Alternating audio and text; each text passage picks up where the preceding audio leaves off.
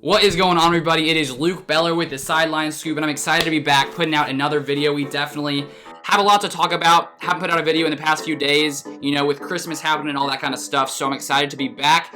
And so today, I sort of want to talk about the Packers and why I think now, after seeing them play against the Tennessee Titans, sort of why I think they are Super Bowl contenders. Because obviously, coming into this game versus the Titans, facing Derrick Henry, the question was, could we stop Derrick Henry? And honestly, I wasn't too sure because the Packers defense in the past hasn't really shown us that they can really stop the run, stop very, very good running backs. And so coming into the game, I was wondering what would happen. Obviously, I was hoping that we could, sort of figure out a game plan that would allow us to stop Derrick Henry. And honestly, I was super happy and surprised as to, basically how well this Packers defense played against a very, very good, probably top 5 offense in the Tennessee Titans. If we take a look at Derrick Henry's stats in this game, he only averaged 4.3 yards per carry in the game, and so far the season before that, he averaged 5.2 yards per carry. So obviously, the Packers defense, locked him up, did a pretty good job stopping him. He only rushed for 98 yards, didn't even get to that 100-yard mark.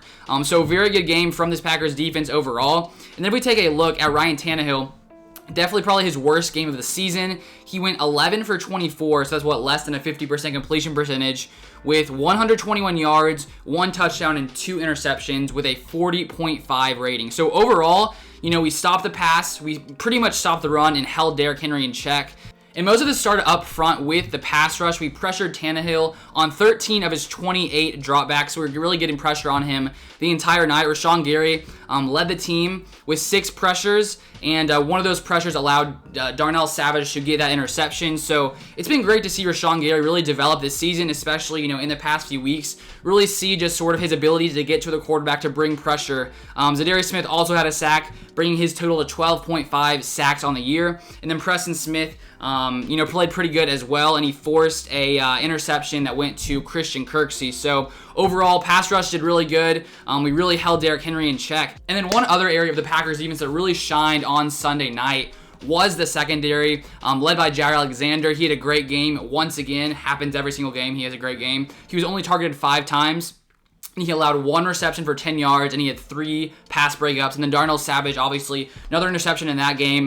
And it's been really great to see just sort of how much he has developed this season, especially, the past month or so. He's really been showing that he probably is one of the best safeties in the NFL. And when I was doing some research for this video, I came across the fact that both Amos and Savage are both top 10 when you look at safeties in the NFL according to the PFF grade. And so it's definitely great to see the Packers with probably one of the best cornerbacks in Jair Alexander, and then 2 top 10 safeties in Darnell Savage and Adrian Amos. And I think one question lots of people have was just, could this defense hold up against any good offense? Because honestly, early in the season, we've seen some times where the Packers really couldn't hold up, but the game plan that Mike Pettin brought to this game versus the Titans, obviously a great plan, and we held the Titans to only 14 points. And if you take a look at this tweet right here, that sort of talks about how well this Titans offense has really been, in the past couple seasons. It says the last times the Titans scored 14 or fewer was October 13th, 2019. They'd only scored fewer than 20 one other time in that span. So it's not like we're facing a bad team here. As we talked about before prior, just how good this Titans team is. So to see the Packers, do that well against that offense,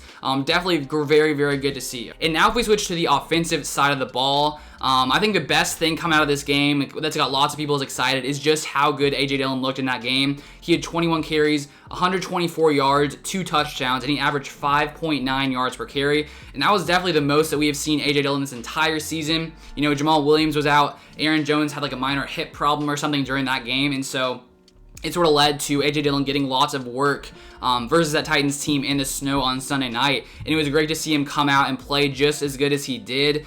He broke 9 tackles, and he averaged 5 yards after contact. So to have a guy like him, 247 pounds, I think, massive guy who can basically run over pretty much anyone who comes near him.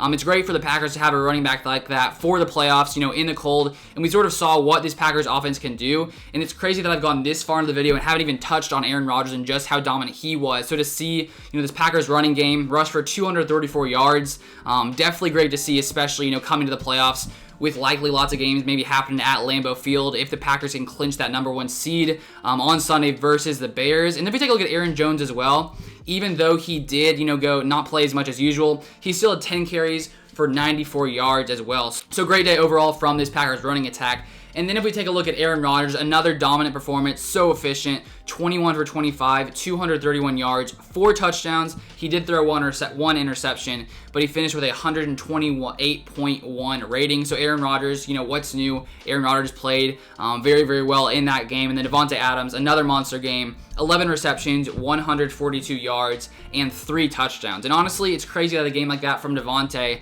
you almost don't recognize just how good he is just because he plays good so much and so consistently. So game with 142 yards, 3 touchdowns. Great performance overall from this Packers offense. And so now with only 1 week left in the season against the Chicago Bears, if we can pull off this victory, we'll get the #1 seed, you know, in the NFC. And one stat I saw that I think is pretty important. If you take a look here, Aaron Rodgers is 69-1-1 when leading at halftime in Lambeau Field. So it makes sense that Aaron Rodgers wants to have home field advantage. He talked about in the past couple weeks how the Packers have never had an NFC Championship game at home with Aaron Rodgers. So to be able to have that would definitely be great for this Packers team. And it's just great to see this Packers team clicking overall, basically in all aspects, on defense, on offense. I would probably say that was the most complete game from this Packers team. And it's great that they're heating up right in time for the playoffs. And so honestly, I'm pretty pumped sort of just see how far this Packers team can go in the playoffs. Because honestly, I definitely think that we got a shot at the Super Bowl. I think we have a very, very good shot at that. But that is going to be all for today's video. Thank you guys so much for watching. As always, if you guys enjoyed it, make sure you like the video down below